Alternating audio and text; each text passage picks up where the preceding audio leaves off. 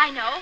Tarzan. He's strong enough to have done it easily. Oh, nonsense, Eleanor. It would have taken 10 men to bend those bars. But nevertheless, he could do it. There are footprints here. Yeah, bare feet, too. And only one set of prints. Perhaps Eleanor hasn't had a sunstroke. Maybe there is a Tarzan. So Tarzan's Revenge from 1938, starring Glenn Morris as Tarzan and Eleanor Holm as Eleanor, not Jane in this instance. It's a pretty standard Tarzan adventure, really. You have this safari party led by Eleanor's father, played by George Barbier, and he's trying to catch these animals, live animals, to take back home to the zoo.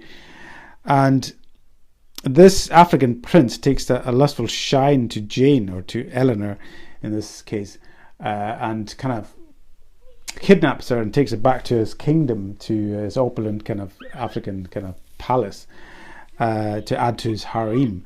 And Tarzan has to come to the rescue. But the action is at a premium in this film. There's very little actually happens for the first 15 minutes. It's only 70 minutes long, this film, but they could easily have chopped 15 minutes off the running time and you wouldn't notice any difference plot-wise or story-wise. But it is quite an action-packed last 20 minutes, and it's quite entertaining. There's especially a really great kind of swing bridge, kind of Indiana Jones and the Temple of Doom finale. It's really fun and kind of quite goofy kind of fight scene on the bridge. But the ending is a little bit rushed, and the film does end quite abruptly. It just doesn't feel right. But what goes before is just a lot of padding and a lot of boring scenes between Tarzan and Eleanor swimming in lakes and rivers and such like.